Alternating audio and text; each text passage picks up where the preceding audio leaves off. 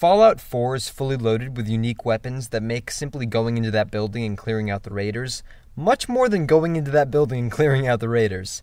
So today I will be listing my top 5 unique weapons for Fallout 4 so that hopefully you and I can sleep easier at night knowing we gave our enemies a much more colorful cause of death and missing limbs. Number 1 is the Ashmaker, an incendiary minigun. Because it's not enough to unload a clip of 500 into a raider, he needs to be set on fire too. This one's a reward when you complete the quest The Big Dig, found in Goodneighbor. Before that though, it's in the possession of Fahrenheit, who is the head of security at Goodneighbor. Now, I don't know what else she's got locked away, and I'm certainly not going to pickpocket her, you can, but I'll tell you what, when that Deathclaw apocalypse breaks out, so long Sanctuary Hills, I'm going to Goodneighbor. Number 2 is the Reckoning, a unique Ripper weapon that can be purchased from Smiling Larry, a traveling merchant. It's got a very fast attack rate and also grants the Sentinel's effect, where you take 15% less damage while you're standing still. This literally just screams, if you're going to attack me, I'm not moving. So let's do this, come on, come at me! Apparently, this weapon was also commonly used by the military before the war, which is definitely an appropriate advancement in military technology. If you're in a suit of power armor, trying to handle a standard, smaller melee weapon would probably be awkward and not very efficient, but with this, you wouldn't be penalized for 100% accuracy, because wherever you strike, it's going to rip it up like a chainsaw. This feature would definitely make it more viable, while also maintaining such a strong defense. Number 3 is the Alien Blaster Pistol, because if we're talking Fallout and guns, you know we're talking alien blasters. This one can be pretty easily found after the event where a UFO crashes from the sky. It has a small weight of 2.5, but a huge 50 damage output, not including any pistol perks that you might have. Now when you find it, it comes with a decent amount of alien blaster rounds, but I don't like being judicious with my ammo, so instead of worrying about it running out, if you max out the science perk, you can change its source of ammunition into fusion cells. Oh, finally put those to use. They're just clogging up my inventory.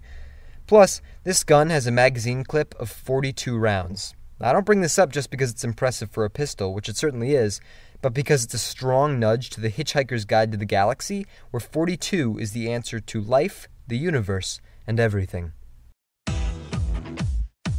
Number 4 is the Shem Sword, and I think it's the perfect example that a weapon doesn't have to be super novelty to be really cool.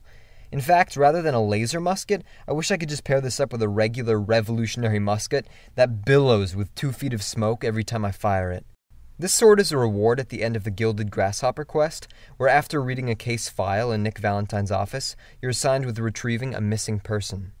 What's so interesting about this weapon is that normally anything dating back to the mid-18th century would be too old and fragile to use in actual combat, but when you find this, it's practically in perfect condition. That's indicative that the residual effects of nuclear warfare, rather than being damaging, have actually had a reversed effect and maintained the health of the blade for all these years. That also explains why this inflicts extra radiation damage when you use it, because the metal is so far soaked by now. And number 5 is Lorenzo's artifact gun, which deals heavy radiation damage in the form of energy blasts that can stun and knock around your enemies.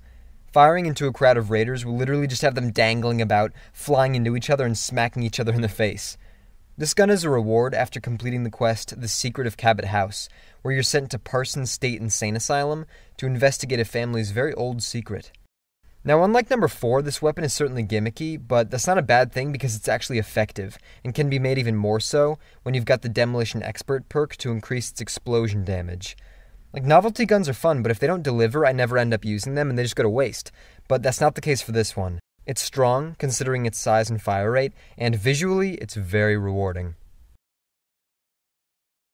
There you have it, my top 5 unique weapons in Fallout 4. If you liked the video, please like, comment, and subscribe. And down below, please tell me, do you have a favorite weapon in Fallout 4? Alright, thank you very much for watching. Now, I'll grab some Molotovs, you can take the Ashmaker.